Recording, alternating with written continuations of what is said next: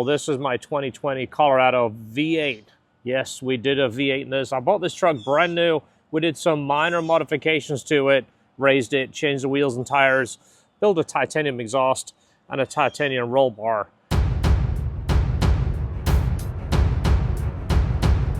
We also did a Silverado V8, which was from the same year truck. It was a 2020. I bought this from a supplier with about 50 miles on it. The motor and transmission were a takeout. So this truck has been trouble-free for the last 25,000 miles, but one thing that's been in the back of my mind is the DOD.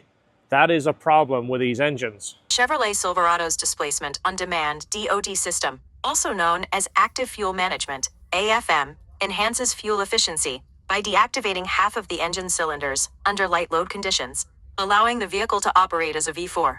This system is available on certain Silverado models, including those with the 5.3L Ecotec 3 V8 engine. While AFM improves fuel economy, some users have reported issues such as lifter failure, leading to engine knocking and misfires. So when we put this in, I wanted it to be essentially like a brand new Colorado, hence the factory exhaust manifolds, the factory airbox, factory catalytic converters, and everything works the way it should do. Except I had Nate, Dr. Tunamall, he disabled the DOD in the computer, but in the back of my mind, that is still a fail point. There has been cases of the lifters collapsing, even when they're disabled.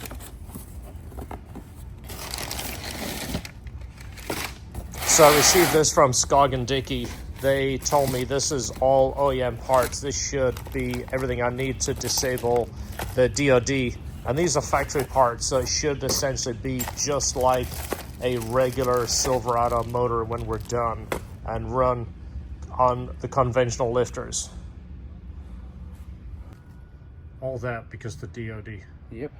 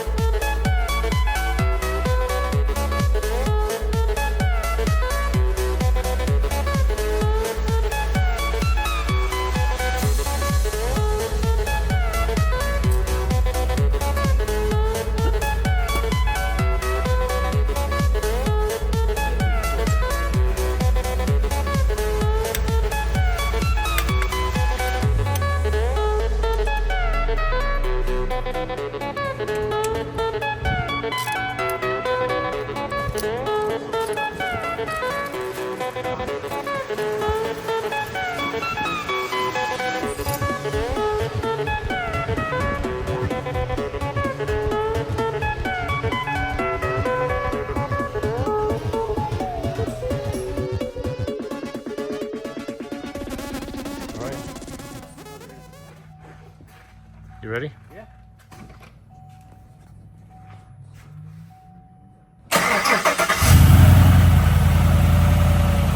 Wow, it's like it was never apart. Keep in mind, we don't work on these kind of vehicles very often, so it took us a little bit more time, but can't really ask for much better than that, can you? Sometimes maybe it'll lope a little bit when it comes down. I know you wanted to. I do. If I'm taking a cam out, I want to put a bigger one in. George wanted me to put a 3/4 race cam. At least 3/4. 7/8 cam. Yeah. Actually, I don't think you get 7/8 anymore. Wow, that's money. To have that motor completely down like that and start up first click. Now we're gonna let it bleed out, and then we're gonna check all the codes, make sure everything's good, and if we need to, we'll call Nate over here. I talked to him already. He said he would clean up the tune if need be, but might not need it. It sounds pretty smooth already. Yeah, I think this thing idles at like 550 or 575. Yeah, it does. Yeah, it's coming down on fast right now. Put the heat on all the way. Oh, we haven't put a free on it yet, have we? No. Just realized it's got that stupid 1, 2, 3, 4, 5, 6, 7, 8 free on. Yeah. So we'll just put the heat on and let it burp out. Oh, covering the camera. So check that, make sure everything's good. Yeah, you are without AC until that gets charged again. It's Florida. Could be 51, it could be 92. You never know. You never know, it changes daily. At least this month it does. Yeah, it does. Next month I think we'll be into the 90s. Yeah, once it goes hot, it'll stay hot till like December. Oh, that thing's money, isn't it? Yeah, it's like it never happened. Except it's just got different parts in it. So this is the weird stuff that it takes. I think we put 2 in the last time. I'm gonna look at the numbers and check it, but you gotta buy one of these to put it in there too. So this is what we used actually the last time. We bought this 5 years ago when we built this truck. So basically you're gonna fill this thing, and I'm gonna check it and just basically fill it until it goes into the green. See how close it is. 1 can has took us up to there, which is low. It's pretty good. I think I'm gonna put it in the middle. We put this motor in right at 5,000 miles. So as you see, it's got 29,100. Couple of things. Let's see if I can scroll through, see if it saves my numbers right here. But this thing has been just fantastic. There you go. Look at that. Best gas mileage is 30 that I've got. Obviously, the average is down quite a bit because we've been idling it for quite a while. That kills your gas mileage. Let's see what we're getting for air conditioning right here. Just want to make sure it's where it needs to be. Looks like it's right about 40 right now. That's pretty damn good. Feels nice and cool. Yeah, nice. Now I'll give it a minute, see if it comes down in mud. This truck has been fantastic. I'm gonna double check everything, run it, make sure everything's good. There we go. It's pretty cold. That feels really nice. Everything's good. Now it's, drive it. So I ordered the kit from Skog and Dickey and told them what I wanted, and they put a whole kit together for me, everything that was included in this. And I said I want basically the same cam, a stock cam. I didn't want anything lumpy. This is my daily, and I had it tuned on 87. I mean, it drives just like a brand new truck, and I didn't want the lumpiness. I've had obviously pretty aggressive cams in Corvettes in the past, and they're fun, but they get old pretty quick, especially on a daily. You hear how quiet this is? It's smooth as silk. Best MPG I've got from this is 30 MPG. In the city, I can get about 17 and a half if it wasn't for lights and sitting in traffic, because Florida is so congested. Obviously, once you're moving, gas mileage is better. I'd get much more if I didn't have to do this. Every single light you have to sit for maybe 2 cycles to get through. Also, it has factory manifolds on here, and we did put some Jesse G-Sport cats on it only because we had a slight wiring ground issue when we were first putting this thing together. And I think what happened is one bank or one of side of the injectors were just dumping fuel, and it toasted a cat. It burnt one of the cats, and a factory OEM cat is just insanely priced. So we put 2 Jesse cats on it almost immediately, which I care about everything working. It does have everything hooked up, front O2s, back O2s, everything works nice. I want it to be like a factory truck, and even with this cam right now, it feels perfect. So the manifolds Same thing, I didn't want to do headers because I want to try to make power, and we tuned it on 87. This isn't my high performance vehicle, even though, you know, for a daily, it's plenty quick. I don't want to show you around here because I'm in residential streets, but it'll just boil these tires off.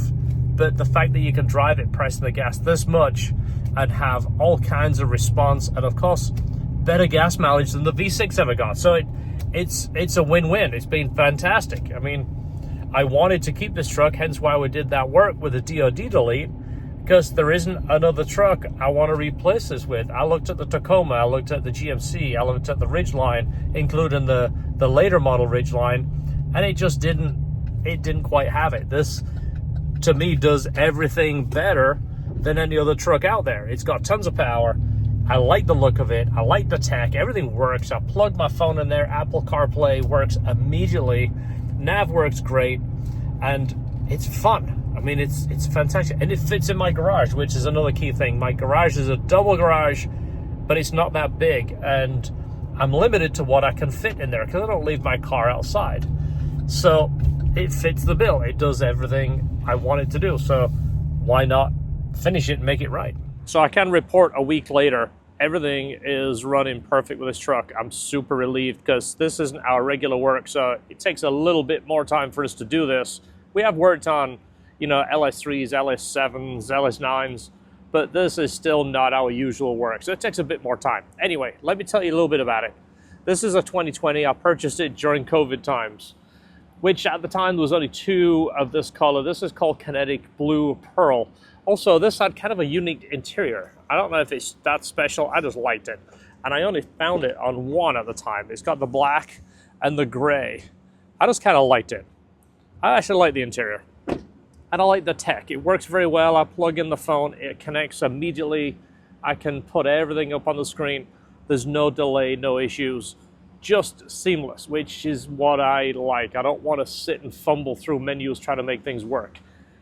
This is the biggest thing I could fit in my garage. I liked the look of this truck. There's a few things I changed from when it was original. I didn't like the grille. The grille that came on it originally, I hated. This one, I believe, is called the Bison grille. I liked it. It has that Ford Raptor look, I guess. I just like it. I like the Ford Raptor grille, and I like this having the Chevrolet logo. The headlights had incandescent bulbs, which are absolutely terrible. We changed those to LED by Diode Dynamics and smoked the headlights at the same time. In fact, I just had these smoked too. When I say smoked, it's very, very light. It just takes that really, really chrome look off it. Same thing, Diode Dynamics in there. Also, I changed these housings that were chrome, changed them to black because I'm going for the black and blue theme. These are actually just a stock wheel that I found on eBay. Had them powder coated. These are a factory over fender. These were from GM. I think I got those on eBay too. We did a 2-inch lift in the front to kind of level it. These are from WeatherTech. I did find the GM ones. I found that they didn't stay on there very well. These have been on there for 5 years. I like this during the day. I crack the window to about here. Keeps the interior cool. We don't get rain in the truck. This right here is a titanium bar. It was sponsored by Taycan. We use a lot of Taycan materials. They sponsored that bar. We built it. And then afterwards, even though it looked cool in titanium, I wanted the black and blue theme, so we powder coated it. These are a factory GM light. I believe Rigid is the original manufacturer. I like it.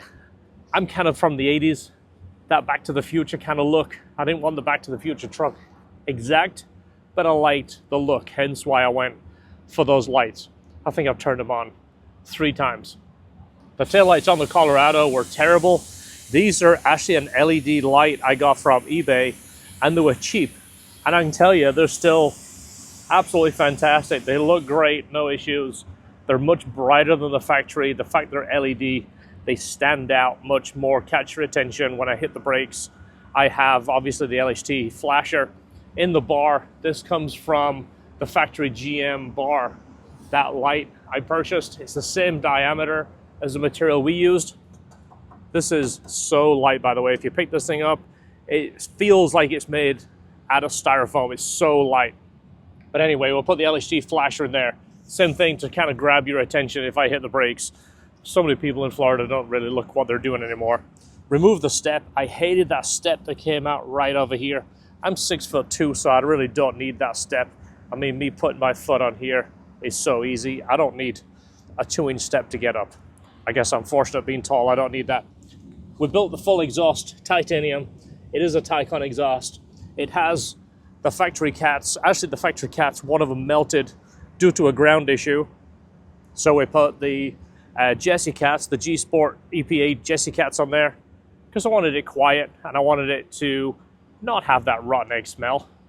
But the truck has been fantastic. Like I said, I couldn't fault the truck in any way. It sounds good, it runs good, it gets better gas mileage than stock, and I enjoy to drive it. If you noticed, the cars I keep for a long time are the cars I like the most. The display is pretty basic, but it's very clear, very easy to use. You can scroll through here. Everything works as it should. Like I said, the screen is a pretty good sized screen. You plug the iPhone in there and it immediately connects. There's no issues. There's no scrolling through menus trying to make it work. It's just instant. Everything works as it should. The AC is ice cold. It's quiet inside, as you hear, but it's not too loud. It's got a little bit of noise to it. It lets you know it's a V8, but it's not annoying. It doesn't annoy the neighbors. If you're cruising at 60, 70, 80, it's completely livable in the truck. Next thing is I got to give it a wash. I meant to wash it last night, but we had family things going on. And also, if you know anything about me, I park so far away from everybody because I hate the dinging. You see right there? I got a ding there from somebody, and I park way out of everybody's way. That is something that somebody just hit it. If you can see that. That just really upsets me. And then something else I just noticed the other day, somebody hit it with a shopping cart. See that mark right there? It lines up right across there. And I parked so far away, nobody in their right mind would run a shopping cart out where I did. Somebody's just, it's unfortunate, people just don't care. There it is. Wanted to tell you a little bit about it, give you an update on it. I will do another video after I wash it. Maybe we'll do some driving videos, maybe we'll do some drive-by and show you what it's like when you take off. We'll punch it a little bit. Anyway, thanks for watching. See you in the next video. As I always say, don't forget, enjoy your cars.